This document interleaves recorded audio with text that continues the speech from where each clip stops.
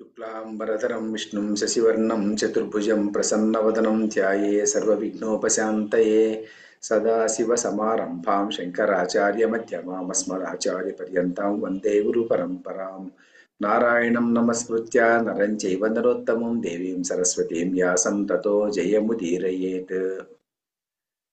భగవద్గీతలో ఈరోజు మనది 85వ పాఠము. రెండవ చాప్టర్లో 55వ శ్లోకంలో ఉన్నాం. మనం రెండవ చాప్టర్లో 55వ శ్లోకం క్రిందటి క్లాస్లో కూడా మనం చెప్పుకున్నాం. ఆ క్రిందటి క్లాస్లో చెప్పుకున్నటువంటి దాన్ని మళ్ళీ పొడిగించి ఈరోజు పూర్తి చేయడానికి ప్రయత్నం చేద్దాం దీన్ని. శ్రీ భగవాన్ వాచ ప్రజహాతి యదా కామాన్ సర్వాన్ పార్థ మనోగతాన్ ఆత్మన్యేవాత్మనా తుష్టః స్థితప్రజ్ఞస్తదుచ్యతే. ఇది ప్రతిపదార్థం కూడా క్రిందటి క్లాసులోనే చెప్పుకున్నాం. ప్రతిపదార్థము తర్వాత బ్రాడ్గా అర్థం చెప్పుకున్నాం. ఏమిటి దీంట్లో బ్రాడ్గా అర్థం ఏమిటంటే ప్రజహాతి యథా కామాన్ సర్వాన్ పార్థ మనోగతాన్. పార్థుడా సర్వాన్ కామాన్ అంటాడు. అన్ని కామనలు ఉన్నటువంటి ప్రతి కామనలు కూడాను ప్రజహాతి ఎప్పుడైతే కింద పడేస్తాడో, ఎప్పుడైతే అతను ఆ వ్యక్తి ప్రజహాతి అంటే ప్రకర్షేణ జహాతి వదిలేస్తాడో లేకపోతే విడిచేస్తాడో, క్రింద పడవేస్తాడో, కామన్లన్నీ కోరికలన్నింటినీ క్రింద పడేస్తాడో. అప్పుడు అవి ఎక్కడి నుంచి పుట్టే కామనలు అంటే మనోగతాన్, మనసులు చలించినప్పుడు మనసులో నుంచి పుట్టినటువంటి ఆ కామనలన్నింటినీ ఎప్పుడైతే అతను కింద పడేసేసి ఆ తుష్టి అన్నటువంటిది ఎప్పుడు వస్తుంది మనం చెప్పుకున్నాం. క్రిందటి క్లాసులోనే చెప్పుకున్నాం. తుష్టి అంటే ఏదైనా కామన సిద్ధించినప్పుడు జరిగేటువంటి ఒకానొక మానసిక ఉల్లాసాన్ని తుష్టి అంటాము. ఒక కామన ఉండాలి, ఆ కామనకు ఒక తీరాలి. కామన తీరినప్పుడు ఒకనొక మానసిక ఉల్లాసం వస్తుంది, తుష్టి.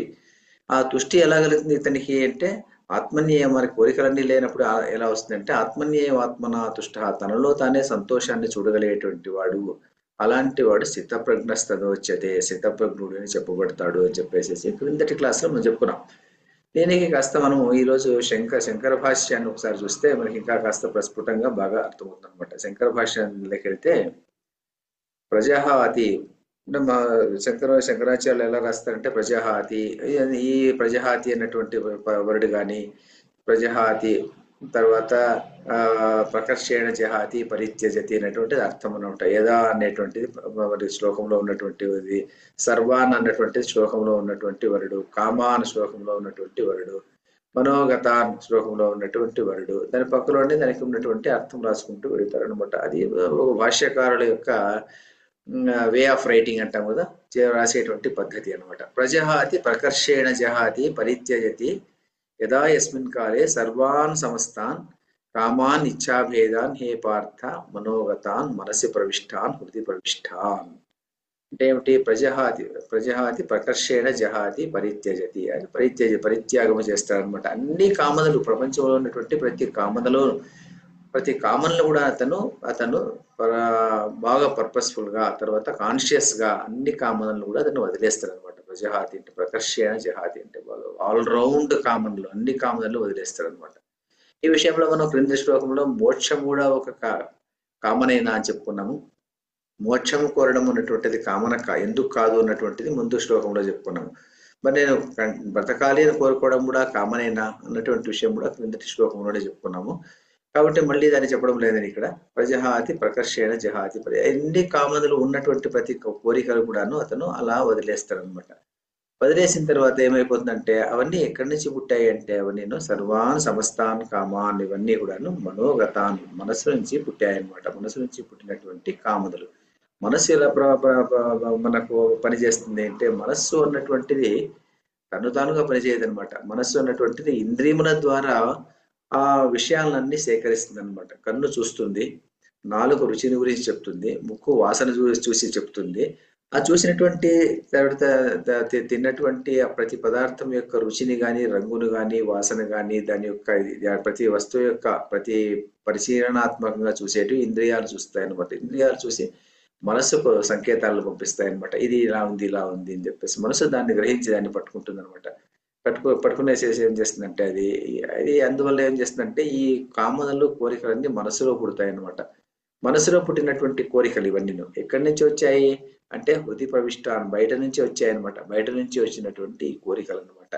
అందువల్ల ఈ కోరికలు అన్నటువంటి ఆత్మకు సంబంధించినటువంటి కోరికలు కాదు. ఈ కోరికలు అన్నటువంటివి మనసుకు సంబంధించినటువంటివి. అంటే ఆత్మకు ఈ కోరికలతో సంబంధం లేదనమాట. ఆత్మ పరిపూర్ణమైనటువంటిది ఆత్మ. ఈ కోరికలు అన్నటువంటిది మనసుకు సంబంధించినటువంటివి. అంటే మనసుకు సంబంధించినటువంటి లక్షణాలు మాత్రమే కోరికలు అన్నమాట. అంటే ఈ జగత్తులో మనకు చూస్తే మరి బ్రాడ్‌గా ఈ శ్లోకంలో ఏం చెప్తారంటే శ్రీకృష్ణ పరమాత్మ ఈ ప్రపంచంలో కనిపించేటువంటి ప్రపంచంలో మనకు సుఖాలు తృప్తి అన్నటువంటిది ప్రపంచం ఈ జగత్తులో ఉన్నటువంటిది కనిపించదు అనమాట. ఇక్కడ కేవలం కామనలు ఉంటాయి, భయాలు ఉంటాయి అన్నమాట. ప్రతి కామన వెనక ఒక భయం ఉంటుంది. ఒక కోరిక మనం కోరుకున్నామంటే ఆ కోరిక వెనక ఒక భయం అన్నటువంటిది ఎప్పుడూ ఉంటుంది. ఎలా ఉంటుంది? ఒక ఎగ్జాంపుల్ మనం చెప్పుకున్నాం ముందు, ఎప్పుడో క్లాస్లో చెప్పుకున్నాం. ఏమిటి? నాకు కారు కావాలి, కారు కావాలి, కారు కావాలి అనేటువంటి ఒక కోరిక ఉంది అనుకోండి. ఆ కోరికతో నేనేమైపోయింది, ఆ కారును కొంటాననుకోండి. కొన్న తర్వాత ఏమైపోతుందంటే తుష్టి కలిగింది అని నేను అనుకుంటాను. అంటే నా తుష్టికి, నా సంతోషానికి కారణం ఏమిటి అంటే కారు, నా సంతోషానికి కారు నేను అనుకుంటాను. కానీ నా కారుకు నా ఒక వస్తువు, ఆ వస్తువు నాకు కారణము, నా తుష్టికి కారణము అనుకుంటాను. కానీ ఆ తుష్టికి కారణమైనటువంటి ఆ వస్తువు నిత్యమైనటువంటిదా అంటే ఎప్పుడు ఉండేటువంటిదా అంటే కాదు. ఎందుకంటే ఆ కారు కొన్న తర్వాత ఆ కారు వెంట ఉన్నటువంటి భయం కూడా నాకు ఉంటుంది. ఎలా అంటే ఆ కారుకి ఏదైనా ఒక డెంట్ పడుతుందేమో, ఆ కారుకి ఏమైనా అవుతుందేమో అన్నటువంటి భయంతోనే నేను ఉంటాను. ఎప్పుడైనా కారు బయటికి తీసుకెళ్లేటప్పుడు మరి ట్రాఫిక్ ఎక్కువ ఉంటే తీసుకువెళ్ళకూడదు, లేకుంటే తీసుకెళ్ళాలి, ఇక్కడ ఏమైనా ఏదైనా దెబ్బ తగులుతుందేమో అన్నటువంటి భయం కూడా దాని వెంటనే ఉంటుంది. అలా మనకేమైపోతుందంటే కొంతకాలం తర్వాత తుష్టి అన్నటువంటిది కారు నుంచి వచ్చిన ఉత్పన్నమైనటువంటి తుష్టి కొంతకాలం ఉంటుంది. తర్వాత మార్కెట్‌లో కొత్త కారు వచ్చినప్పుడు ఈ కారు మీద ఉన్నటువంటి ప్రేమ కాస్త వెళ్ళిపోతుంది. ఇంకొక కారు మీద మనకు కామన అన్నటువంటిది పుడుతుంది. అది కొన్నప్పుడు మాత్రమే మళ్ళీ తుష్టి అన్నటువంటిది జరుగుతుంది. ఈ మనం ఇంతకు ముందే కొనుక్కున్నటువంటి కారు నుంచి మనకు తుష్టి అన్నటువంటిది సన్నగిల్లిపోతూ ఉంటుంది. కాబట్టి తుష్టి అన్నటువంటిది ఎలా ఉండాలంటే ఆ తుష్టి అన్నటువంటిది పరిపూర్ణంగా ఉండాలి, నిత్యంగా ఉండాలి, ఎప్పుడూ ఉండేటువంటిది తుష్టి. అలాంటి తుష్టి కాదు మనకు జగత్తులో కనిపించేటువంటి అన్ని వస్తువులు, ప్రతి ఒక్క వస్తువు కూడాను తుష్టిని ఇచ్చేటువంటి పదార్థం కాదు. మనం ఏమనుకుంటామంటే ఇది తుష్టిని కలిగించింది అనుకుంటాము. కారు వల్ల నాకు తుష్టి వచ్చింది అనుకుంటాము. అంటే ఏమిటి? కారు అన్నటువంటిది ఆ మన మనసులో తుష్టి అన్నటువంటిదికి మూల స్థానం ఏమిటి, ఉద్గమ స్థానం ఏమిటి అంటే ఆ కారు అనుకుంటాము. కానీ ఉద్గమ స్థానం కారు కాదు. ఎందుకంటే దీనికి కార్యకారణ సంబంధం చెప్తారనమాట. కారు వల్ల నాకు తృప్తి కలిగింది అని. అంటే దీన్ని ఏమంటారంటే కాకతాళీయం అంటాం అనమాట. కాకి చెట్టు మీద కూర్చున్నది, ఫలం కింద పడిపోయింది. కాకి చెట్టు మీద కూర్చున్న దాని వల్ల ఫలం కింద పడిపోయింది అని చెప్తాడు వీడు. కానీ అలా కాదనమాట. కాకి అలా కూర్చుంది, అదే సందర్భంలో ఇది కూడా పడిపోయింది, కాయ కూడా పడిపోయింది. అంతేగాని కాయ పడిపోవడానికి కాకి కూర్చోవడానికి సంబంధం లేదు. అలాగే కారు నాకు తుష్టి ఇస్తుంది అని నేను అనుకుంటున్నానంటే కారు నుంచి తుష్టి రాదు. కారు అన్నటువంటిది కాకతాళీయం. ఆ కాకతాళీయంగా మాత్రమే నాకు తుష్టి వస్తుంది అని అర్థం చేసుకోవాలి. అంటే మనస్సు నుంచి పుట్టినటువంటి కోరిక, అంతేగాని మనసులో పుట్టినటువంటి కోరిక అది ఎలాగూ తీరదు. అందువల్లనే మనకి ఏం చెప్తారంటే మనసులో పుట్టేటువంటి కోరికలకు అంతు లేదు అంటారు. అందువల్లనే గరుడ పురాణంలో మనకు ఒక శ్లోకం చెప్తారు. ఏమిటంటే చక్రధరోపి సురత్వం సురత్వలాభే సకల సురపతిత్వం భవితురం సురపతిర్దుర్ధ్వగతిత్వం తథాపి ననివర్తతే తృష్ణ. అంటే చక్రధరోపి అంటే ఒక రాజు అనేటువంటి వాడు సురత్వం, వానికి ప్రపంచాన్ని మొత్తానికి చక్రవర్తి అవ్వాలని కోరుకుంటాడంట. ఒక రాజు ప్రపంచాన్ని మొత్తానికే చక్రవర్తి కావాలని కోరుకుంటాడంట. ఆ చక్రవర్తి తర్వాత ఒక దేవత అవ్వాలని కోరుకుంటాడు. ఆ ఒక దేవత సర్వాధిపతి ఆయన ఇంద్రుడు కావాలని కోరుకుంటాడు. ఇంద్రుడు సృష్టికర్త బ్రహ్మదేవుడు కావాలని కోరుకుంటాడు. అయినా భౌతిక భోగముల కొరకు ఉన్న తృప్తి తృష్ణ తీరదు అని రాస్తారు. అంటే ఏమిటంటే ఈ రాజు ఉన్నటువంటి వాడు సురత్వాన్ని కోరుకుంటాడు. సురత్వము లాభం వచ్చిన తర్వాత సకల సురపతిత్వం కోరుకుంటాడు. అంటే రాజులకు దేవతలకు దేవుడు కావాలనుకుంటాడు. తర్వాత బ్రహ్మదేవుడు కావాలనుకుంటాడు. తర్వాత ఇంకా ఏదో పైకి పోవాలనుకుంటాడు. అలా కోరుకుంటూ ఉంటాడు. కానీ దానికి దేనికి కూడా తృప్తి అనేటువంటిది లేదనమాట. అందువల్ల ఏయాతి కథలో మనకు వస్తుంది అనమాట. ఏయాతి కథలో ఏమొస్తుందంటే ఏయాతి కొన్ని వేల సంవత్సరాలు ఉంటాడు. ఉన్న తర్వాత మహాభారతంలో వచ్చేటువంటి కథ కొన్ని వేల సంవత్సరాలు అతను ఉన్న తర్వాత ఆ కామన్లో అన్నటువంటిది అతనికి తగ్గదనమాట. తగ్గకపోతే ఆయన ఏం చేస్తాడంటే ఇంకా కొన్నాళ్ళు కామ్యాలన్నీ అనుభవించాలి అనుకుంటాడు. అనుకునేసి అప్పటికి ముసలైపోతుంటాడు. ముసలైపోయేటువంటి వాడు మన కామన్ను అనుభవించలేడు. అయినప్పటికీ కూడా కోరిక తీరదు. కొడుకుల పిలిచి అడుగుతాడు, మీరు ఎవరైనా నా ముసలితనాన్ని, వృద్ధాప్యాన్ని మీరు తీసుకునేసి మీ యవ్వనాన్ని నాకు ఇస్తారా అని అడుగుతాడు. అడిగితే వాళ్ళు ఎవరు ఒప్పుకోరు. చివరికి పురూరవుడు ఉన్నటువంటి వాడు ఒప్పుకుంటాడు. అది పెద్ద కథ అదంటారు. ఆ పురూరవుడు ఒప్పుకున్నప్పుడు మరి ఇతను తన వృద్ధాప్యాన్ని అతనికి ఇచ్చి అతని యవ్వనాన్ని ఇతన్ని తీసుకొని మళ్ళీ కొన్ని వేల సంవత్సరాలు తనకు భోగాలు అనుభవించి తర్వాత కొడుకుని పిలిచి, అరే నీకు ఈ కామనలు అన్నటువంటివి ఎప్పటికీ తీరవు. కామన్ల వల్ల కామనలు ఇంకా పుడుతూనే ఉంటాయి, కానీ కామన్ల వల్ల కామనలు తీరవు ఎప్పటికి కూడా. దాని వల్ల ముందుకు కామన్లో అన్నటువంటి ఇప్పటికి అయిపోయింది అన్నటువంటిది ఎప్పుడూ లేదు. కాబట్టి నీ యవ్వనాన్ని నీకు ఇచ్చేస్తారని, నా ముసలితనాన్ని నాకు ఇవ్వు అని చెప్పి తీసుకుంటాడు. ఈ యాతి కథ చాలా ప్రసిద్ధమైనటువంటి కథ. కాబట్టి కోరికలో ఉన్నటువంటి దానికి అంతు లేదన్నమాట. అంతు లేదన్నటువంటి కోరికలతో మానవుడు సతమతమైపోతుంటాడు. కాబట్టి ఈ కోరికలన్నిటిని, ఎన్ని కోరికలను తీర్చుకున్నప్పటికీ కూడా కోరికలు ఉన్నటువంటి కోట్ల కొద్దీ కోరికలు. ఈ కోట్ల కొద్దీ కోరికలను ప్రజహాతి పరిత్యజతి యదా యస్మిన్ కాలే సర్వాన్ సమస్తాన్ కామాన్, అన్ని కామనలు అలా పడేయాలన్నమాట. అలా పడేసినప్పుడు మాత్రమే వాడు మన పుట్టినటువంటి కామనలు ఎక్కడి నుంచి పుట్టాయంటే బయట నుంచి వచ్చాయి కానీ ఆత్మతత్వానికి సంబంధించినటువంటివి కాదా కోరికలు అన్నటువంటిది మొదటి పాయింట్.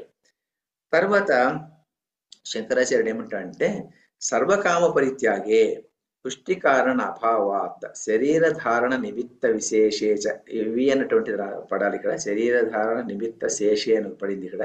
నిమిత్త విశేషేచ సతి ఉన్మత్త ప్రమత్తస్యేవ ప్రవృత్తి ప్రాప్త ఇత్యత ఉచ్యతే అంటారు. అంటే ఏమిటంటే ఇక్కడ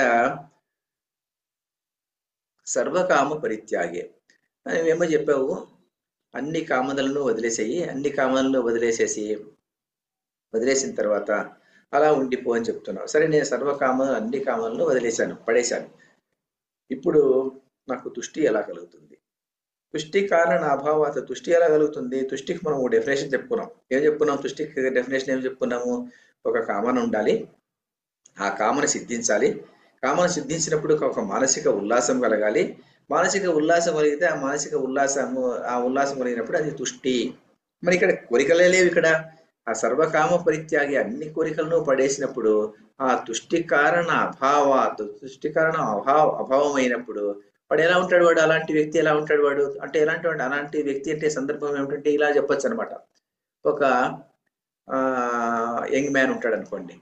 అతని దగ్గరికి వెళ్ళి, నీవు సిగరెట్ తాగుతావా అంటే, అబ్బే లేదండి. పోనీ మందు తాగుతావా? అబ్బే లేదండి. పోనీ సినిమాలకు వెళ్తావా? మా అబ్బాయి లేదండి, ఎక్కువ వెళ్ళనండి. పోనీ అలా ప్రచారం చేసుకుంటూ రోడ్లలో అలా ఇలా వాళ్ళని వీళ్ళని చూసుకుంటూ వెళ్తుంటావా? అలా లేదండి, అలాంటి కోరికలే లేవు. మరి ఇంకేదైనా అలవాటు ఉన్నాయా? ఏ అలవాట్లు నాకు లేవండి. మరి అలా అయినప్పుడు నీకు ఇన్ని భోగాలు ప్రపంచంలో ఉన్నప్పుడు నీ ఏ భోగము నీవు అనుభవించకపోతే నీ జీవితం వృథా, వేస్ట్. ఇది పూర్వపక్షం అనమాట. పూర్వపక్షం అంటే లౌకికులు ఇలాంటి ప్రశ్నలు వేస్తారనమాట. లౌకికులు ఇలాంటి ప్రశ్న వేసినప్పుడు ఎలా సమాధానం చెప్పుకోవాలి? మరి తుష్టికి కారణమే లేదు నీకు. అలాంటప్పుడు నీకు తుష్టి ఎక్కడి నుంచి వస్తుంది? నీ జీవితమే వృథా. మరి నీవు బతికినన్నాళ్ళు నీవు షుగర్ పేషెంట్ అని చెప్పేసి నువ్వు ఇది తినకూడదు, అది తినకూడదు, ఇంకోటి తినకూడదు, మరొకటి తినకూడదు, ఎన్నో రిస్ట్రిక్షన్స్. మరి అన్ని తినకుండా ఉండకుండా నీ జీవితంతో పని నీకు ఏమిటి? ఇది అంటే దీనివల్ల నీ జీవితమే వృథా అన్నట్లుగా ఇది అన్నమాట. అంటే ఇది తుష్టి కారణ అభావాత్, తుష్టికి కారణమైనటువంటి కోరిక అన్నటువంటిదే నీకు లేనప్పుడు అలాంటి వాడు ఎలా ఉంటాడు? అలాంటి వాడు శరీరధారణ నిమిత్త విషయ చేసతి.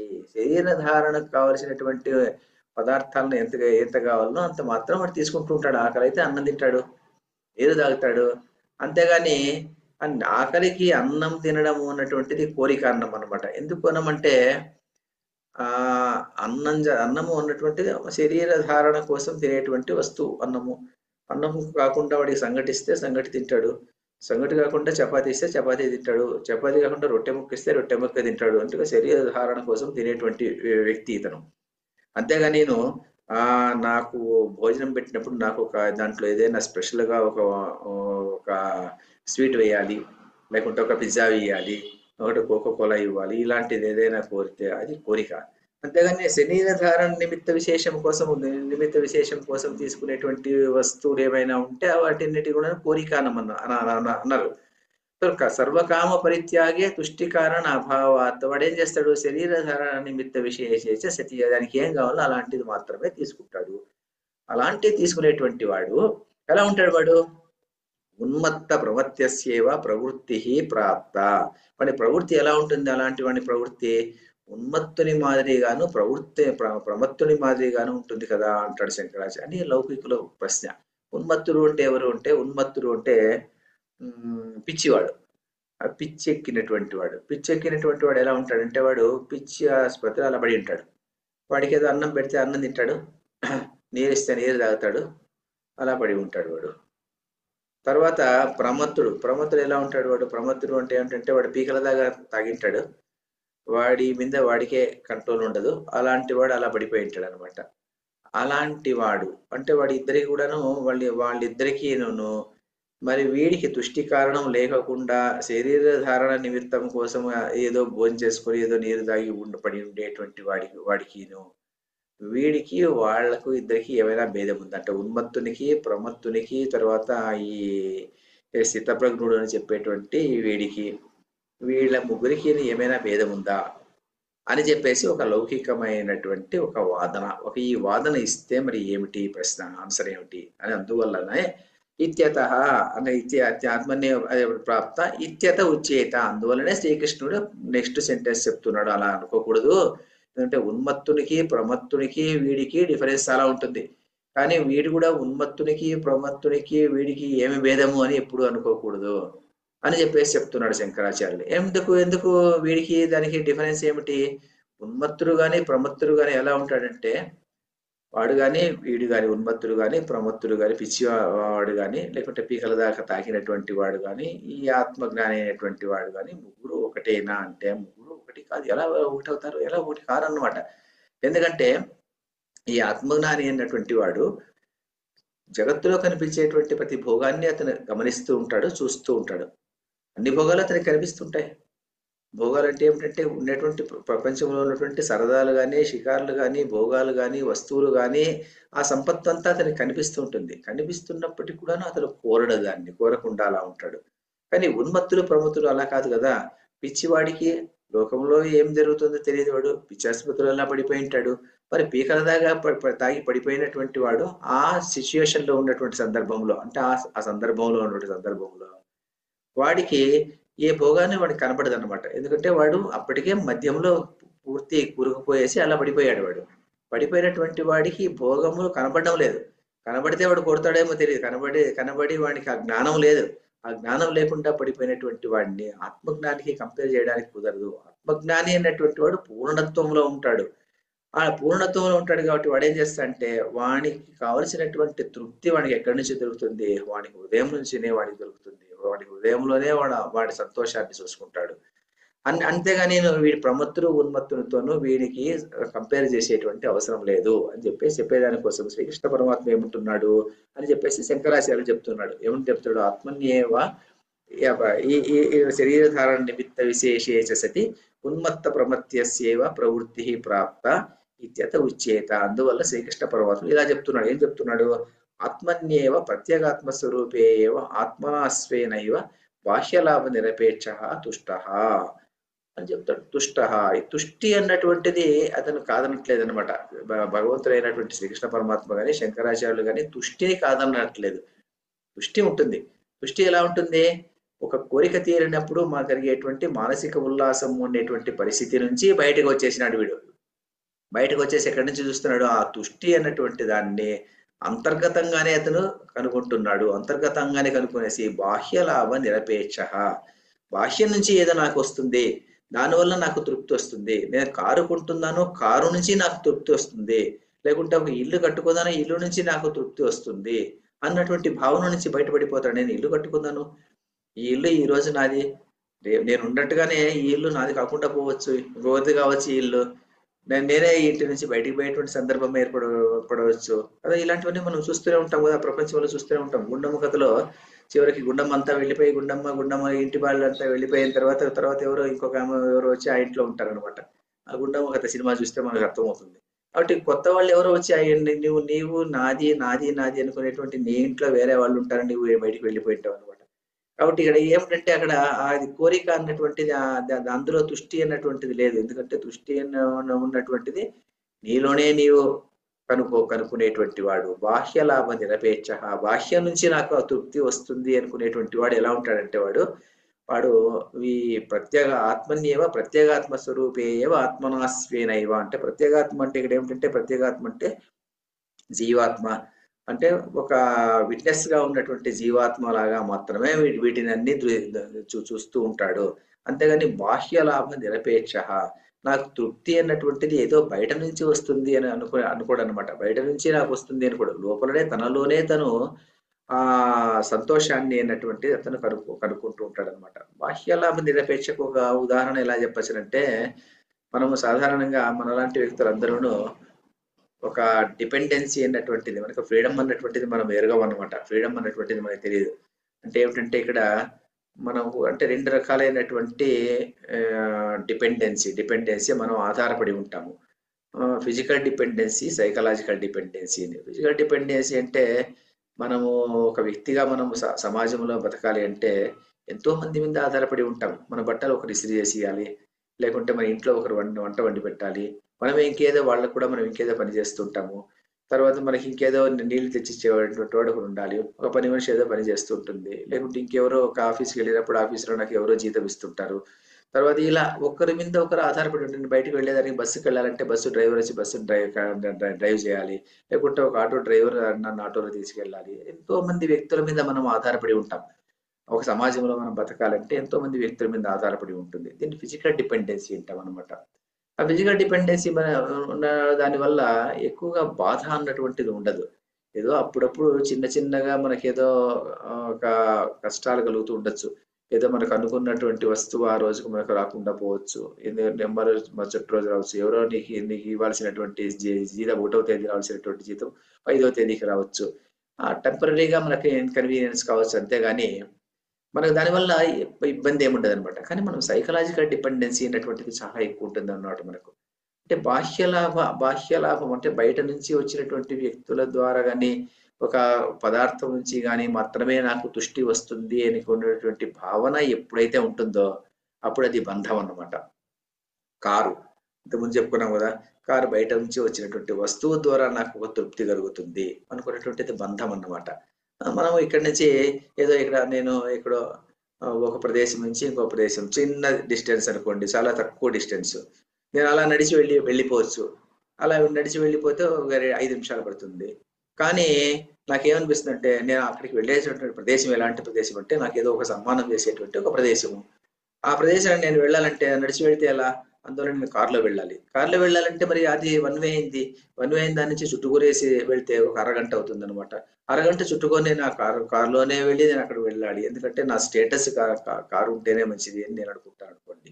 అప్పుడేమైపోయింది, ఆ కోరిక అన్నటువంటిది బంధం అన్నమాట. ఆ బంధం నుంచి బయటపడిపోవాలి అనమాట. బాహ్య లాభ నిరపేక్ష, బాహ్య నుంచి వచ్చేటువంటి కారు వల్ల, నేను కారులో వెళ్ళిన దాని వల్ల నన్ను ఎవరో నన్ను రికగ్నైజ్ చేస్తారో అన్నటువంటి భావన నుంచి ఎప్పుడైతే బయటపడిపోతావో అప్పుడే నీవు ఎప్పుడంటే ఆత్మజ్ఞాని అవుతావు. అంతేగాని లేకపోతే కానీ నీవు ఆత్మజ్ఞాని అన్నటువంటి దానికి దరిదాపులకు కూడా నీవు రావు. బాహ్య లాభ నిరపేక్ష. వృద్ధాశ్రమాలు ఉన్నాయనుకోండి, వృద్ధాశ్రమాలు ఉన్నటువంటి ప్రదేశంలో ఎలా ఉంటుంది, వృద్ధులందరూ అక్కడికి ఉంటారు. వృద్ధులు ఉన్నటువంటి వాళ్ళు ఇంట్లో ఏదో డిస్కార్డ్ వచ్చిన దాని వల్ల నుంచి అక్కడికి వచ్చింటారు. వాళ్ళు ఎక్కువ డబ్బు కొట్టి అక్కడ ఉంటారు. వాళ్ళు ఉన్నటువంటి వాళ్ళకి అక్కడ సర్వ సౌకర్యాలు ఉంటుంది, అన్ని సౌకర్యాలు ఉంటుంది. అక్కడ వాడికి కాఫీ దొరుకుతుంది, టీ దొరుకుతుంది, భోజనం వేడివేడిగా దొరుకుతూ ఉంటుంది. ఇంట్లో రూమ్ లో టీవీ ఉంటుంది. తర్వాత బట్టలు ఉతికేటువంటి వాళ్ళు ఎవరో ఉంటారు. డబ్బులు నీకు చాలా ఉంటాయి, రిటైర్మెంట్ బెనిఫిట్స్ అని నీ దగ్గర పెన్షన్ అన్ని వస్తూ ఉంటుంది, నీకేం తొందర లేదనమాట. అయినప్పటికీ కూడాను ఆ వృద్ధాశ్రమంలో ఉన్నటువంటి వాడు ఎప్పుడు కూడా చాలా బాధపడిపోతుంటాడు. ఎందుకు బాధపడిపోతుంటాడంటే, అదే నా కొడుకు రాలేదే, నా కూతురు రాలేదే, నా కోడలు ఏదో ఇంటికి వచ్చి ఇక్కడికి వచ్చినప్పుడు ఏది వస్తువు పట్టుకురాలేదే అన్నటువంటి భావన అన్నమాట. అంటే బాహ్యలాభ సాపేక్షంగా బతుకుతుంటాడు అతను. అంటే ఎక్కడి నుంచి బయట నుంచి వాళ్ళు వచ్చి నాతో మాట్లాడినప్పుడు మాత్రమే నాకు తుష్టి ఉంటుంది, లేకపోతే నాకు తుష్టి లేదు అన్నటువంటి భావనతో అతను బతుకుతుంటాడు అనమాట. ఎప్పుడైతే ఈ బాహ్య లాభం నుంచినే నాకు తుష్టి వస్తుంది అనుకుంటే అతను తనలో ఉన్నటువంటి గొప్పతనాన్ని, తనలో ఉన్నటువంటి ఆత్మస్వరూపాన్ని అతను గమనించలేకుండా పోతాడు. కేవలము బాహ్య వస్తువుల నుంచి మాత్రమే నాకు తృప్తి వస్తుంది అనేటువంటి భావన నుంచి బయటపడిపోవాలన్నమాట. బాహ్య లాభ నిరపేక్ష. అలాంటి వ్యక్తి కేవలం బాహ్యంలో కనిపించేటువంటి భోగాలు, ఆ భోగాలన్నీ నేను ఎలా చూడాలి అంటే దాన్ని నేను ఎలా చూడాలంటే ప్రత్యేగాత్మ స్వరూపే ఏవ ఆత్మనా స్వేనైవ, అంటే నీ జీవాత్మ దాన్ని ఒక విట్నెస్, ఒక సాక్షి స్వరూపంగా మాత్రమే దాన్ని చూస్తూ ఉండాలి. అంతేగాని అందువలనే దాని వల్లనే నాకు ఒక తుష్టి కలుగుతుంది అనేటువంటి భావన నుంచి బయటపడిపోయి బాహ్యలాభ నిరపేక్ష తుష్ట, నీవు తుష్టి అన్నటువంటిది ఎప్పుడైతే నీవు పొందగలుగుతావో, ఆ పొందగలిగినటువంటి తుష్టి ఎలా ఉంటుంది? పరమార్థ దర్శనామృత రసలాభేన. పరమార్థ దర్శన అమృతం, అదే అమృతం, అదే రసం, అదే రసలాభం అన్నమాట. అన్యస్మాదలం ప్రత్యయవాన్, అన్యస్మాత్ అలం ప్రత్యయవాన్. వేరేది నాకు ఏది ఇచ్చినప్పటికీ కూడా నాకు అవసరం లేదు. కాబట్టి నేను ఆ పరమార్థ దర్శనములోనే నేను ఆ రసామృతాన్ని నేను ఆస్వాదిస్తాను అనుకునేటువంటి భావన అతనికి రావాలన్నమాట. అప్పుడు వచ్చినప్పుడు మరి అలం ప్రత్యయవాన్, ప్రపంచంలో జగత్తంతా నీకు ఇస్తాను అన్నప్పటికీ కూడా నాకు ఎందుకంటే నాకు అవసరం లేదు అన్నటువంటి భావన. దీనికి అలం ప్రత్యయవాన్ అంటారు. అలం ప్రత్యయవాన్ అంటే ఇక చాలు, నాకు ఇంకా చాలు అనమాట, నాకు తృప్తి అయింది కాబట్టి ఇక చాలు అన్నటువంటి భావన అతనికి రావాలి. అతనికి భావన వచ్చినప్పుడు ఏమైపోతుంది? అతని he's searching happiness inside. You dig your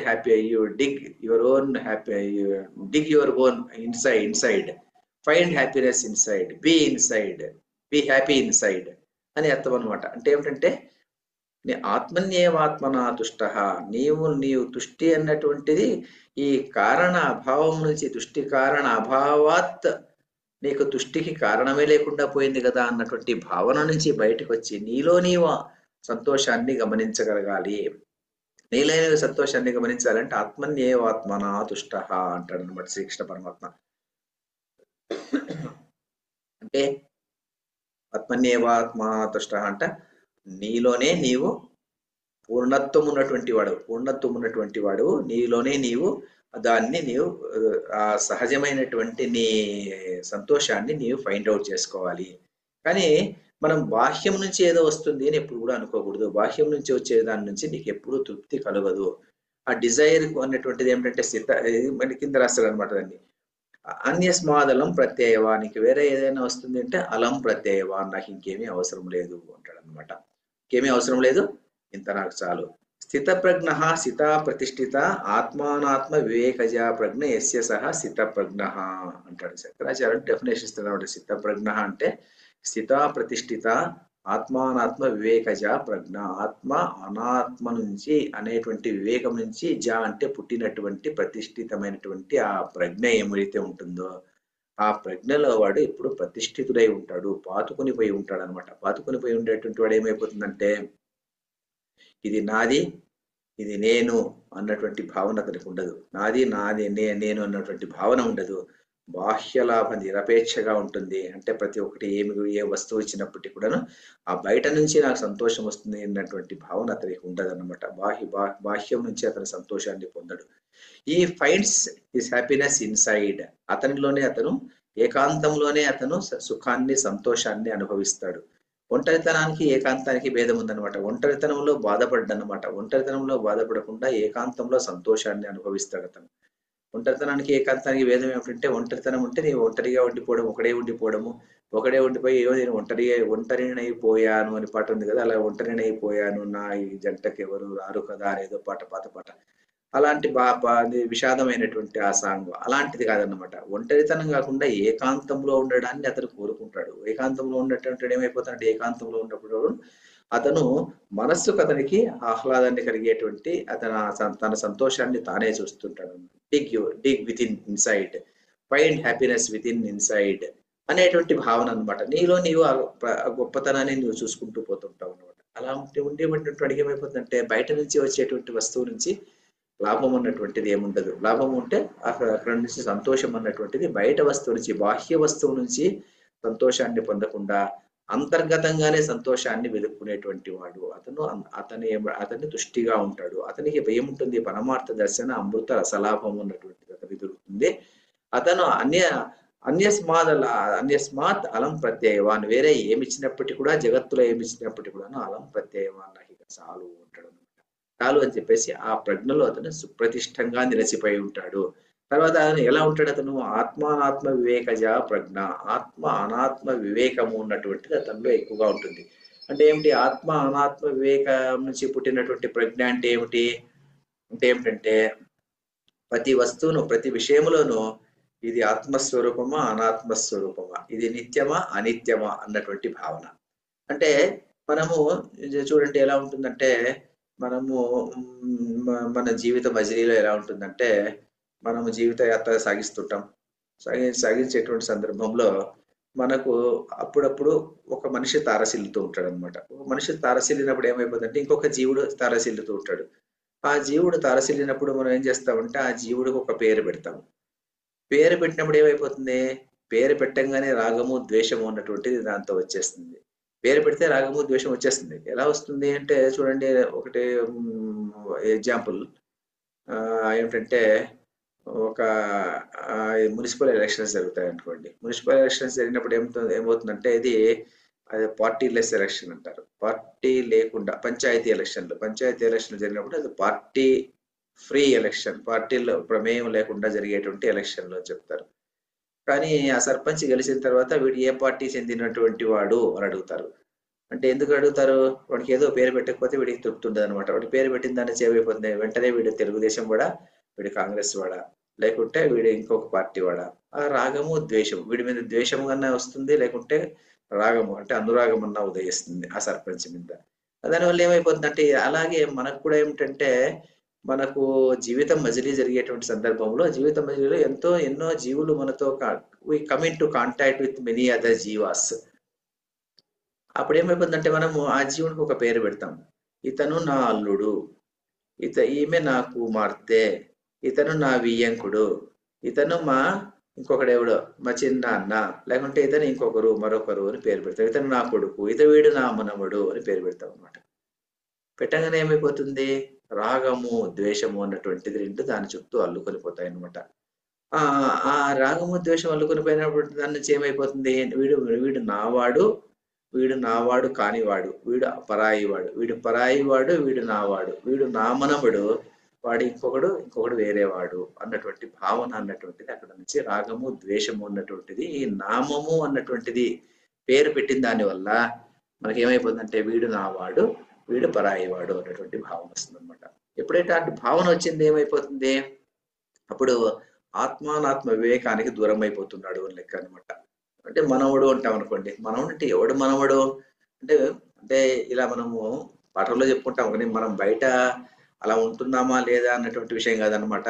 మరి వేదాంతం క్లాసులో అలాగే ఉంటుందన్నమాట. వేదాంతం క్లాసులో ఎలా ఉంటుందంటే, మరి ఎవడికి మనవడెవడు, నేనెవడు? ఎందుకంటే నేను 1962లో పుట్టినటువంటి నేను నా జీవిత గమనంలో ఇలా వెళ్ళేటువంటి సందర్భంలో ఏదో 2018లో పుట్టినటువంటి ఒక జీవుడు తారసిల్లితే అది నా మనవరాలు అని నేను అన్నానంటే, మరి ఎవరు మనవరాలు, ఎవరు మనవడు, ఎవరు అల్లుడు, ఎవరు కొడుకు, ఎవరు ఏమిటి కదా?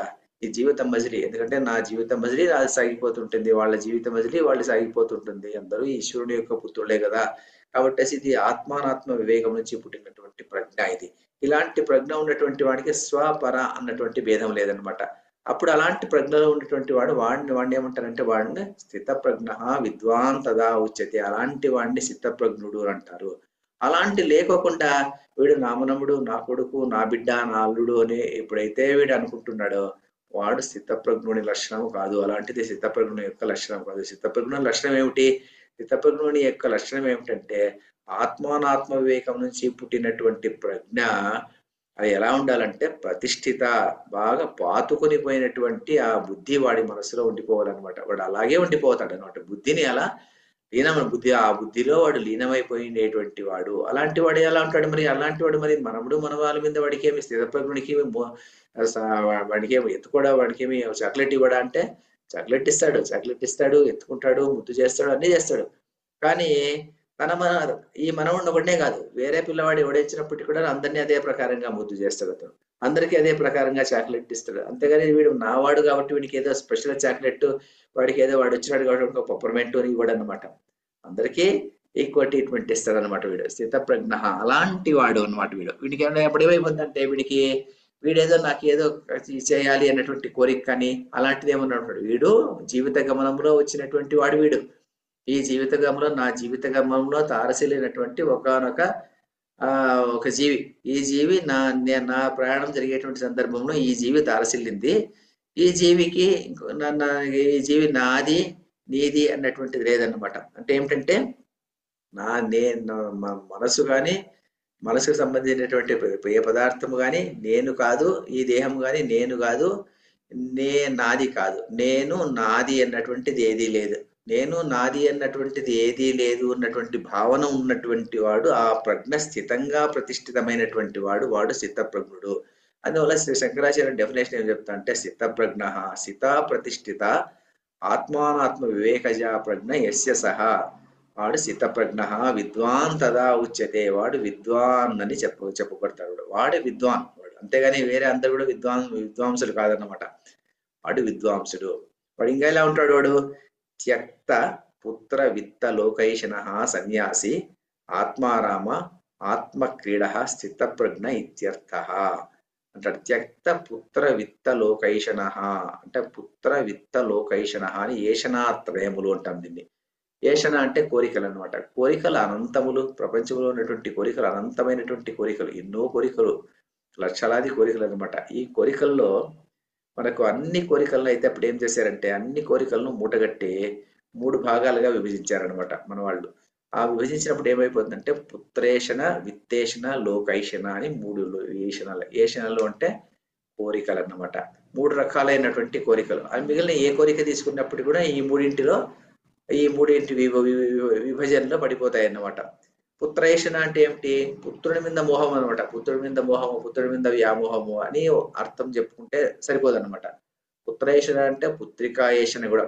పుత్రుడు గాని, పుత్రిక గాని, ఆ పుత్రుడు గాని, పుత్రుడు గాని వాళ్ళందరూ. వీళ్ళు రావాలంటే మరి భార్య భర్త ఇద్దరు ఉన్నప్పుడు మాత్రమే పుత్రుడు గాని, పుత్రిక గాని, పౌత్రుడు గాని అలా అందరూ పుట్టుకుంటూ రావడానికి కారణం ఉంటుంది. అందువల్ల పుత్రేషణ ఉన్నటువంటిది ఏషణ. ఇదో ఒక కామన, అది కోరిక అన్నమాట. ఆ కోరిక ఏమిటంటే పుత్రుడు అంటే ఏమిటి? పుత్రుడు అంటే అలాగే కాదు, పుత్రుడి మీద కోరిక అన్నటువంటిదే కాదనమాట. నేను చనిపోయిన తర్వాత నా ముసలితనం వచ్చినప్పుడు నన్ను చూసుకునేటువంటి వాడు ఎవడు? ఓ పుత్రుడు ఉండాలి. లేకుంటే నాకు అది తలకు కొరివి పెట్టేటువంటి వాడెవడు అనేటువంటి ఆలోచన. దానికి ఎవడో పుత్రుడు ఉండాలి. పుత్రుడు లేకపోతే దౌహిత్రుడు ఉండాలి. పుత్రుడు ఉండాలి, కూతుడికి కొడుకు ఉండాలి. ఇలాంటి భావన అనమాట. మరి పుత్రుడు పుట్టిన తర్వాత వాడికి పెళ్లి కావాలి. పెళ్లి అయిన తర్వాత వాడికి మళ్ళీ ఒక పుత్రుడు పుట్టాలి. వంశం అలా పెరగాలి. వంశం పెరిగితే ఏమి పెరగకుంటే ఏమిటి అనేటువంటి భావన ఇతనికి ఉండదు అనమాట. పుత్ర ఈషణ అన్నటువంటిది అలా ఉంటుంది అనమాట. పుత్రేషణ. మరి నా వంశం ఇలాగే ముందుకు సాగిపోవాలి. వంశం సాగకపోతే వీడికి ఏమిటి, సాగితే వీడేమిటి? వీడు ఈ ప్రపంచంలోకి వచ్చినటువంటి వాడు, వీడు ఒక guest he has come to the world. As a guest he will be going from the guest. Cinema తెర మీదకి ఒక నటుడు వచ్చి వాడి చేసేటువంటి పని చేసిన తర్వాత వాడు వెళ్ళిపోతుంటాడు. అలాగే నేను కూడా ఈ ప్రపంచము ఉన్నటువంటి సినిమాలకి నేను ఇలా వచ్చాను, నా పాత్ర అయిపోయిన తర్వాత నేను వెళ్ళిపోతాను అనేటువంటి భావన లేకోకుండా మరి నేను ఈ పాత్రలకు ఒక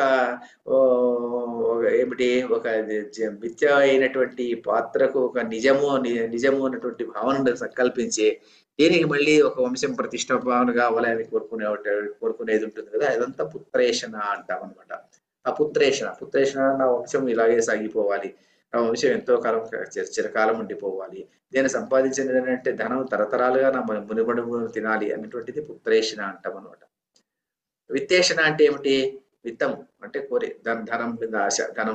నాకు ధనం ఎక్కువ కావాలి, నేను ఇంకా ఎక్కువ సంపాదించాలి, ఇంకా పెద్ద పెద్ద ఇళ్ళు కట్టాలి, నాకు 4 ఇళ్ళు ఉండాలి, 4 బిడ్డలు ఉంటే 4కి 4 ఇళ్ళు ఉండాలి, తర్వాత ఇంకేమో ఉండాలి, నాకు మరొకటి ఉండాలి. విత్తేషణ అంటారు.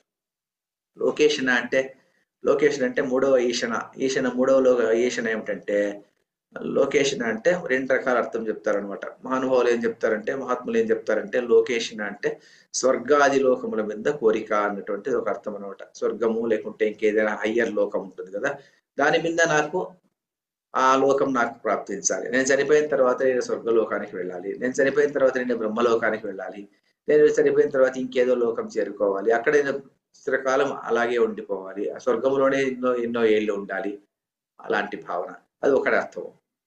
రెండవ అర్థం ఏమిటంటే, లోకేషన్ అంటే ఈ లోకంలో నేను ఉన్నప్పుడు నా కీర్తి ప్రతిష్టలు బాగా ఉండాలి, నన్ను గురించి 10 మంది గొప్పగా చెప్పుకోవాలి, నేను మంచివాడిని అని 10 మంది చెప్పుకోవాలి. నేను మంచిగా ఉంటానో లేదో అది వేరే విషయం, కానీ నేను మంచివాడిని అని 10 మంది చెప్పుకోవాలి.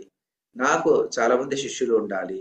నేను ఒక ఏదైనా ఒక పాఠం చెప్తే దానికి చాలా మంది లైకులు కావాలి, లేకుంటే నాకు ఇంకేదో కావాలి. ఇలాంటి లోకం కోసం నా ముఖము అందంగా లేనప్పటికీ కూడాను అందరూ నన్ను అందగాడిని అని అనాలి. ఇంకేదో నాకు అట్లా నేను కురిపోయినప్పటికీ కూడా అందరూ కూడా కురిపి కాదు అని అనాలి. అందువల్ల నేను ఏదో దానికి ఒక ఏం చేయాలి, కాస్మెటిక్ సర్జరీ చేసుకొని బయటకు రావాలి. ఏదో కురుపు ఉంటుంది, కురుపు ఉన్నటువంటి దాన్ని నాకు ఎవరు కూడా కురుపు ఉంది అనకూడదు, అందువల్ల దీనికి కాస్మెటిక్ సర్జరీ చేసుకొని నేను బయటకు వస్తాను. అలాగా లోకం కోసం నేను జీవిస్తుంటాను అనమాట. ప్లేయింగ్ టు ద గ్యాలరీ అంటాం కదా, అంటే ప్రపంచం కోసం వీడు జీవిస్తుంటాడు అనమాట. అలాంటి ఆరాటం, అంటే అలాంటి ఆరాటం కోసం. అంటే చాలా మంది ప్లేయింగ్ టు ద గ్యాలరీ మనం చూస్తూనే ఉంటాం అనమాట. కొంతమంది ప్రవచనకర్తలు ప్రవచనం చెప్పేటువంటి సందర్భంలో అలా ఇక్కడ వచ్చినటువంటి ఆడియన్స్ లో ఉన్నటువంటి ప్రధాన వ్యక్తిని ఉద్దేశించి చెప్తుంటాడు. ఆడియన్స్ లో పెద్ద మినిస్టర్ ఉంటాడు, ఆ మినిస్టర్ ఉద్దేశించే వీళ్ళు మాట్లాడుతుంటారు, కానీ పక్క వాళ్ళ గురించి పట్టించుకోరు అనమాట. ఎందుకు? ఇతనికి లొకేషన్, అతన్ని మెప్పించాలి, అతను నన్ను మెచ్చుకోవాలి, అంతేగాని నేను వేరే వాళ్ళలాగా పోయినా పర్వాలేదు అనమాట. ఇతను తన చెప్పేటువంటి పద్ధతిని మార్చేసి ఆ వ్యక్తి కోసం ఇతను ఆరాటపడుతుంటాడు అనమాట. అది లొకేషన్ అంటాం అనమాట. లోకేషన్ అనమాట. లోకేషన్ ఈ త్యక్త పుత్ర విత్త లోకైషణ సన్యాసి. సన్యాసి అంటే ఇక్కడ కేవలం సన్యాసి అంటే ఆశ్రమ రూప సన్యాసము అన్నటువంటి అర్థం కాదు. ఇక్కడ సన్యాసి అంటే కర్తృత్వము భోక్తృత్వము లేనటువంటి వ్యక్తి. కర్తృత్వ భోక్తృత్వాలు రెండింటినీ వదిలేసినటువంటి వాడు. అంటే నేను ఏ పని చేసినప్పటికీ కూడా నేను దీనికి కర్తను అన్నటువంటి భావన లేదు, నేను దీనికి భోక్తను అన్నటువంటి భావనను లేదనమాట. అలాంటి వాడు, అలాంటి వ్యక్తి. తర్వాత ఆత్మారామ, ఆత్మక్రీడ అంటే ఆత్మరతి అంటాం అనమాట. ఆత్మరతి అంటే ఆత్మక్రీడ, ఆత్మారామ అన్ని ఒకే అర్థం అనమాట. ఆత్మారామ అంటే ఆత్మలోనే సంతోషాన్ని వెతుక్కునేటువంటి వాడు. ఆత్మలోని సంతోషాన్ని వెతుక్కునేటువంటి వాడు అంటే ఏమిటి? ఆత్మలోని సంతోషాన్ని వెతుక్కునేటువంటి వాడు అనేటువంటి వాడు ఏమిటంటే అతనికి డిజైర్ అన్నటువంటిది ఉండదన్నమాట. డిజైర్లెస్నెస్ అనేది ఉంటుంది అనమాట. డిజైర్లెస్ అన్నటువంటిది మన చూడడానికి నెగిటివ్ అని అనిపిస్తుంది అనమాట, కానీ డిజైర్లెస్ అన్నటువంటిది నెగిటివ్ కాదు. ఎందుకంటే అది పూర్ణత్వం. డిజైర్లెస్నెస్ ఈజ్ పూర్ణత్వం. డిజైర్ అన్నటువంటిది ఎప్పుడు వస్తుంది? డిజైర్ అన్నటువంటిది ఏదైనా ఒక వెలితి ఉన్నప్పుడు డిజైర్ అన్నటువంటిది వస్తుంది అనమాట. నాకేదో ఒక వస్తువు లేని దానివల్ల నాకు ఆ డిజైర్ అన్నటువంటిది పుడుతుంది అనమాట. నేను ఎక్కడో వెళ్తున్నాను, వెళ్ళేటువంటి సందర్భంలో నాకు బాగా ఎండగా ఉంది, బాగా ఎండలు ఎక్కువ ఉన్నాయి, బాగా తప్పి ఉంది, ఆకలి ఉంది, ఆ సందర్భంలో అసలు బరువు కూడా ఎక్కువ ఉంది, నేను వెళ్తున్నాను, నడుచుకొని వెళ్తున్నాను. నా పక్కన నా స్నేహితుడు ఒకడు కారులో జర్రని వెళ్ళిపోయాడు. వాడు, అరే వాడికి కారు ఉంది, వాడు ఎంత అదృష్టవంతుడు, నాకు వాడు చూడు ఎంత సంపాదించుకున్నాడు, నాకు చివరికి ఒక స్కూటర్ కొనేటువంటి అదృష్టం, ఆ భాగ్యం వచ్చింది కదా. ఆ డిజైర్ అన్నటువంటిది అక్కడి నుంచి పుడుతుంది అనమాట. అంటే ఒక లోతు వెలితి నుంచి పుట్టేటువంటిది డిజైర్ అనమాట. ఆ డిజైర్ అన్నటువంటిది నెగిటివ్, కానీ డిజైర్లెస్నెస్ అన్నటువంటిది నెగిటివ్ కాదనమాట. ఆ డిజైర్లెస్నెస్ లో ఏముంటుంది? డిజైర్లెస్నెస్ లో you find happiness within your self. With in your self ఎప్పుడు వస్తుందంటే నీవు నీ ఆత్మ అన్నటువంటిది పూర్ణత్వం అన్నమాట. పూర్ణత్వంలో ఉన్నటువంటిది ఆ పూర్ణత్వ స్వరూపము ఆత్మ. బయట కనిపించేటువంటి వస్తువులు, బాహ్యం నుంచి కనిపించేటువంటి ప్రతి వస్తువు నుంచి తుష్టి అన్నటువంటిది రాదు. తుష్టి అన్నటువంటిది వచ్చినట్టు కనిపించినా ఆ తుష్టిలో వెలితి ఉంటుంది. మళ్ళీ ఆ తుష్టిలో ఒక భయం ఉంటుంది. ఏ సంపాదించినప్పటికీ కూడా ఆ సంపాదన మీద ఒక భయం ఉంటుంది. ఎక్కువ సంపాదించి దగ్గర ఇంట్లో పెట్టుకున్నామంటే మరి భయం ఉంటుంది, దొంగలు వస్తారేమో అన్నటువంటి భయం ఉంటుంది, ప్రభుత్వం వచ్చి దాన్ని తీసుకెళ్తారేమో అన్న భయం ఉంటుంది, లేకుంటే ఇంకెవరైనా వచ్చి నీకు ఏదైనా నిన్ను అరెస్ట్ చేస్తారేమో అన్నటువంటి భయం ఉంటుంది. ఆ డబ్బులు పెట్టుకున్న దాని వల్ల ఈ భయాలన్నీ ఉంటాయన్నమాట. కానీ ఈ ఆత్మజ్ఞాని అన్నటువంటి వాడికి ఎలా ఉంటాడు? వాడు వాడు ఆత్మారామ, వాడు వాడు ఎలా ఉంటాడంటే వాడిలో వాడు సంతుష్టిని అనేటువంటిది అందులోనే వెతుక్కుంటాడు అనమాట. అందులోనే వెతుక్కునేసేసి వాడు పూర్ణత్వంతో డిజైర్లెస్నెస్ అనేటువంటి స్థితిలో ఉంటాడనమాట. డిజైర్లెస్నెస్ లో ఉన్నటువంటి వాడు ఎలా ఉంటాడు అంటే ఎలా చెప్తారంటే, దీన్ని సాధారణంగా ఎలా చెప్తారంటే 3-4 స్టేజ్లు చెప్తారనమాట. అకాముడు, నిష్కాముడు, ఆప్తకాముడు అని చెప్తారనమాట. అకాముడు అంటే ఏమిటి? అకాముడు అంటే మొదట కామనలన్నింటినీ ఎలా వదిలిపెట్టేసేటువంటి వాడు, కామనలు లేకుండా వదిలిపెట్టేటువంటి వాడు. నిష్కాముడు అంటే ఆ కామనలో ఉన్నటువంటి సూక్ష్మత్వం ఏవి మాత్రము ఏ కోశము లేకుండా వదిలిపెట్టినటువంటి వాడు నిష్కాముడు. వాడు దాన్ని అలా ఉండేటువంటి వాడు నిష్కాముడు. తర్వాత అలాంటి స్థితి ఉన్నటువంటి వాడు తర్వాత వచ్చినటువంటి వాడు ఎవడు అంటే ఆప్తకాముడు. అంటే కోరికలు ఇక వాడికి అవసరం లేదనమాట. కోరికలు అవసరం లేకుండా నిండుదనముతో ఉన్నటువంటి వాడు ఆప్తకాముడు. మరి ఆప్తకాముని దిశలో ఉన్నటువంటి వాడు ఈ ఆత్మజ్ఞాని, లేకుంటే ఈ సిద్ధప్రజ్ఞుడు అన్నటువంటి వాడు. వీడు ఎలా ఉంటాడంటే వీడికి ఏదైనా ఒక వస్తువు ఇచ్చినప్పుడు వీడికి ఎంత కావాలనో అంత మాత్రం తీసుకుంటాడు, అంతేగా నేను ఈ will not take anything out of emptiness అనమాట. డిజైర్ అన్నటువంటిది ఎప్పుడు ఉంటుందంటే desire arises out of emptiness, కానీ డిజైర్లెస్నెస్ అనేటువంటిది it is not emptiness, it is fullness, it is not stale, it is fullness అని చెప్తారు అనమాట. ఫుల్నెస్ అంటే ఏమిటంటే ఇక్కడ వాడు ఎలా ఉంటాడంటే చంద్రశేఖర సరస్వతి నడిచే దైవం అని చెప్పేసి కథలు వస్తుంటాయి, రోజు కథలు టెలిగ్రామ్ ఛానల్లో ఉందన్నమాట. ఆయన ఒకరోజు అందరికీ తీర్థం ఇస్తున్నాడంట. తీర్థం ఇచ్చేటువంటి సందర్భంలో ఒకనొక ధనవంతుడు, చాలా గొప్ప ధనవంతుడు, చాలా రిచ్ పర్సన్, ఆయన ఎప్పుడో చంద్రశేఖర సరస్వతి దర్శనానికి వచ్చినప్పుడు ఆయనకి ఏదో కోరిక ఉండింది. ఆ కోరిక తీరిపోయింది. అతనికి చాలా సంతృప్తిగా అతను వచ్చాడు. ఆ రోజు వచ్చి స్వామికి ఏదైనా మంచి వస్తువులు బహుకరించాలని వచ్చాడు అనమాట.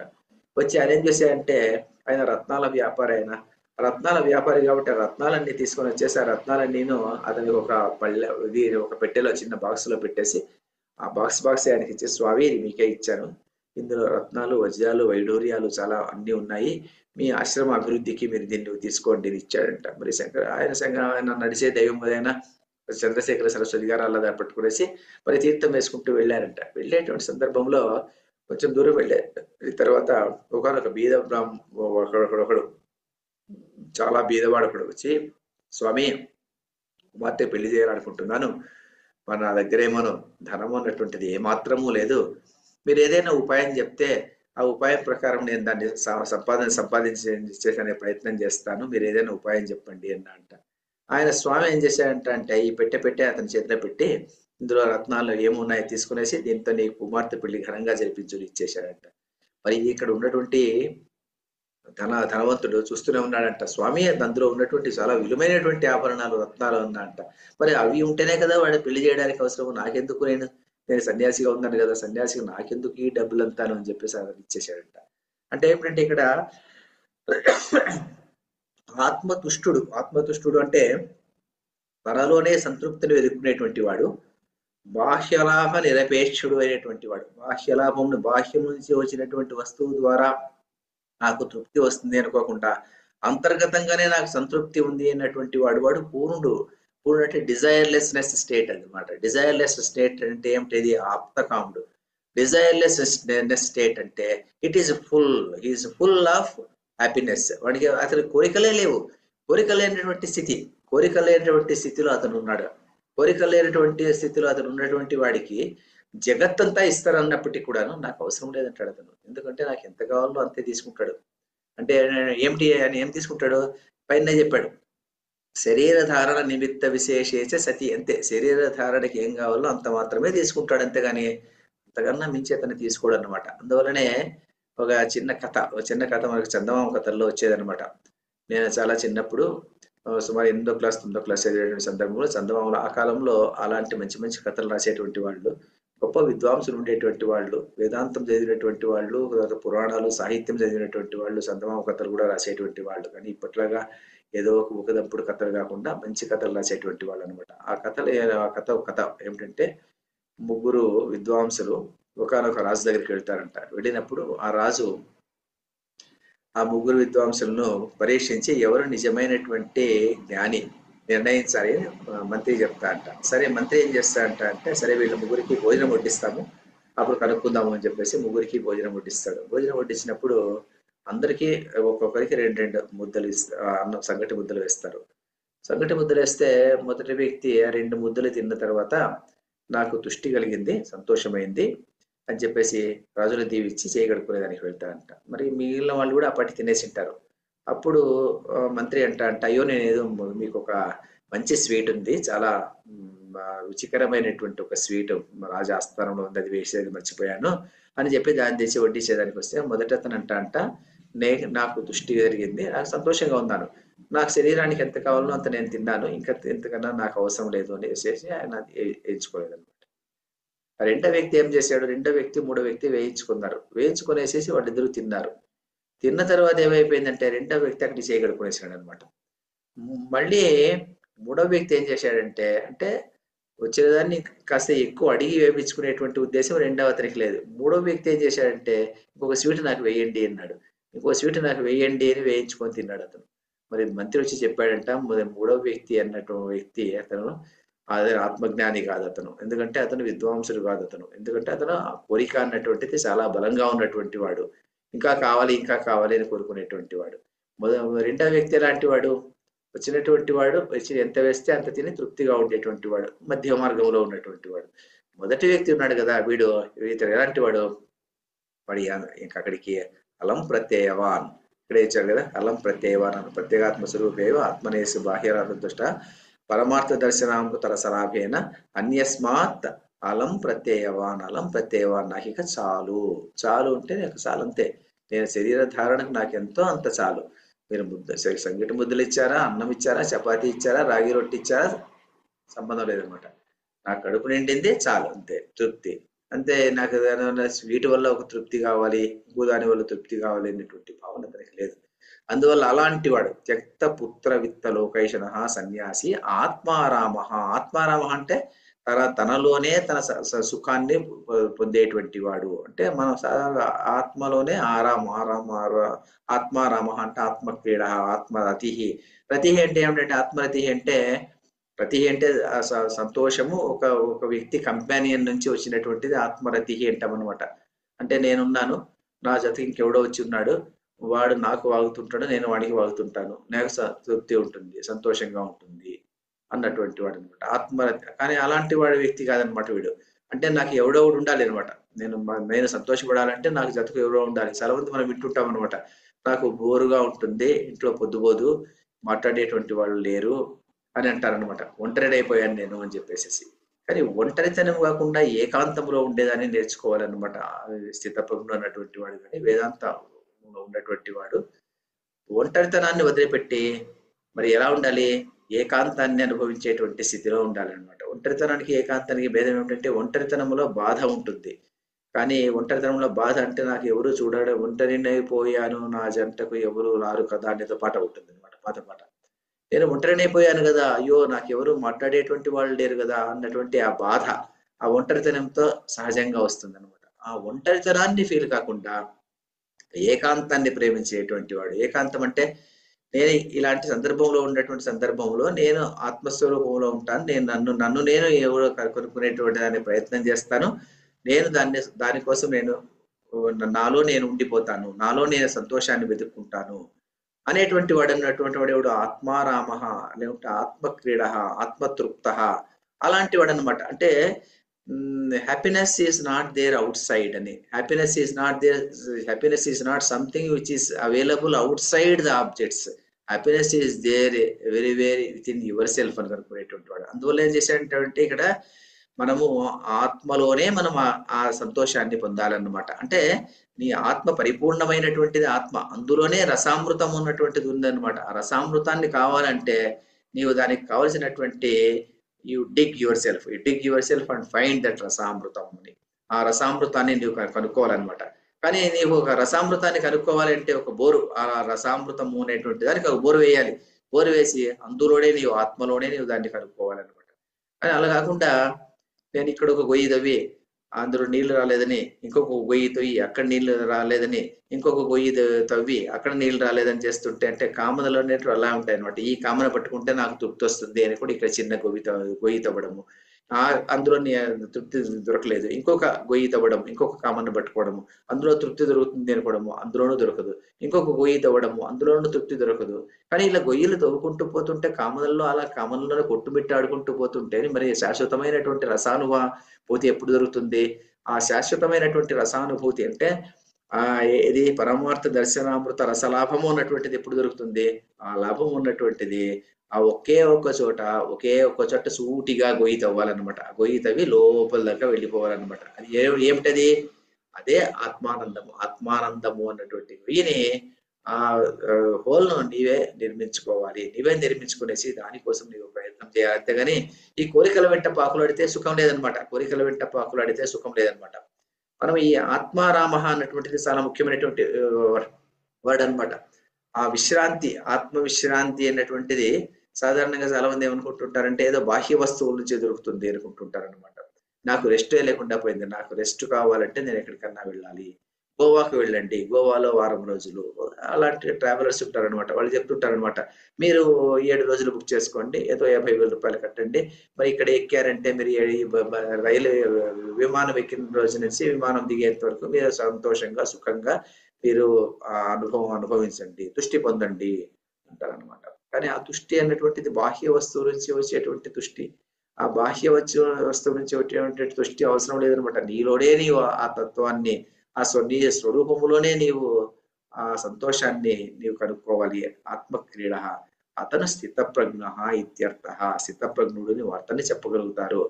వాడే స్థితప్రజ్ఞుడు అంటే నీలోనే నీవు సంతోషాన్ని కనుక్కునేటువంటి వాడు. ఒంటరితనం నుంచి ఏకాంతంలోకి వచ్చి ఏకాంతాన్ని సంతోషంగా అనుభవించేటువంటి వాడు. బాహ్య లాభ నిరపేక్షుడైనటువంటి వాడు. బాహ్య లాభం నుంచి నాకు ఏదో తృప్తి వస్తుంది అనుకోకుండా తనలోనే సంతోషాన్ని పొందుకునేటువంటి వాడు. తర్వాత అన్ని కామనలు అలా పడేసేటువంటి వాడు. తర్వాత కామనలు పడేసి ఆ తుష్టి అన్నటువంటి దాన్ని ఈ తుష్టి అన్నటువంటిది నాకు ఏదో ఒక కామన తీరిన దాని వల్ల వస్తుంది అనేటువంటి భావన నుంచి బయటకు వచ్చేసేసి ఆ తుష్టి అన్నటువంటి దాన్ని తనలోనే తాను పొందేటువంటి వాడు అతడు స్థితప్రజ్ఞుడు అని భావన అనమాట. అంటే ఈ శ్లోకం అంతా పూర్తి చూస్తే మనకి ఏమర్థమవుతుందంటే, పూర్తి శ్లోకాన్ని చూస్తే ఈ కోరికలు అన్నటువంటిది చాలా బలమైనటువంటివి. ఈ కోరికల వెంట భయము అన్నటువంటిది వెంటాడుతూ ఉంటుంది. ఈ కోరికలు అన్నటువంటివి ఎంత ఎక్కువగా ఉంటుందో అంత జీవితం అన్నటువంటిది లంపటం ఉంటుంది. కోరిక అన్నటువంటిది ఎప్పటికీ తీరదు. ఒక కోరిక తీరిన తర్వాత ఇంకొక కోరిక అన్నటువంటిది అలాగే పుడుతూ ఉంటుంది. ఎందుకంటే ఒక కారు కొన్న తర్వాత ఆ కారు కన్నా మించినటువంటి గొప్ప కారు వస్తుంది. ఒక మొబైల్ ఫోన్ తీసుకున్నప్పుడు ఆ మొబైల్ ఫోన్ కన్నా పెద్ద మొబైల్ ఫోన్ ఇంకొక మొబైల్ ఫోన్ వస్తుంది. కాబట్టి తుష్టి అన్నటువంటిది వస్తువుల నుంచి మనకు దొరకదు. కానీ ఎప్పుడు దొరుకుతుంది? వస్తువుల నుంచి దొరకకుండా ఎన్ని వస్తువులు వచ్చినప్పటికీ కూడాను నీకు ఈ దీంట్లో తృప్తి ఉంటుందా, దీంట్లో తృప్తి ఉంటుందా, దీంట్లో తృప్తి ఉంటుందా అంటే దేనిలోనూ తృప్తి లేదు. అందువలనే తృప్తి ఎప్పుడు జరుగుతుందంటే నాలో నేను ఆ తృప్తిని అన్నటువంటిది పొందాలి. ఆ నాలో నేను తృప్తిని పొందినటువంటి వాడు నేను అకాముడు కాదు, నిష్కాముడు కాదు. నేను ఎలాంటి వాడు? ఆప్తకాముడు. నేను కోరికలన్నీ తీరినటువంటి వాడు. కోరికలన్నీ తీరినటువంటి వాడు నేను. I'm living not out of any emptiness, I'm living with fullness. And fullness తో నేను ఉన్నాను అనమాట. ఫుల్నెస్ లో ఉండేటువంటి వాడికి డిజైర్ అన్నటువంటిది నా స్వభావం కాదు. డిజైర్లెస్నెస్ అన్నటువంటిది నా స్వభావము. డిజైర్ ఉంది అంటే ఒక వెలితి ఉంది. నాలో ఏ వెలితి లేదు కాబట్టి నేను కోరదగినది ఏమీ లేదు. నేను కోరదగినది ఏదీ లేనప్పుడు నేను కోరేది ఏముంది? ఇంకా కోరేదే ఏమీ లేదన్నమాట. నాకు కోరదగిన వస్తువే నాకు లేదన్నమాట. కోరదగిన వస్తువు లేనప్పుడు నా ఆత్మలో నేను సంతోషంగా ఉంటాను అని చెప్పేటువంటి వాడు అది స్థితప్రజ్ఞ లక్షణమే. కానీ అలా కాకుండా ఏ కోరిక వెంటనే వెంటాడము, ఏ కోరిక తీర్చుకోవాలనుకోవడము, లేకుంటే బాహ్య వస్తువు మీద సాపేక్షంగా బతకడము, బాహ్య వస్తువు నుంచి సంతోషం వస్తుంది అనుకోవడము, ఇవన్నీ స్థితప్రజ్ఞ లక్షణాలు కాదు అని చెప్పేటువంటి ప్రధానమైనటువంటి శ్లోకము. ఈ శ్లోకాలను ఇంతటితో ముగిద్దాం. వచ్చే వారం మళ్ళీ నెక్స్ట్ శ్లోకాన్ని చెప్పుకుందాం. అంతవరకు సెలవు. కాయేన వాచా మనసేంద్రియైర్వా బుద్ధ్యాత్మనా వా ప్రకృతే స్వభావాత్ కరోమి యద్యత్ సకలం పరస్మై నారాయణాయేతి సమర్పయామి. సర్వం శ్రీకృష్ణార్పణమస్తు.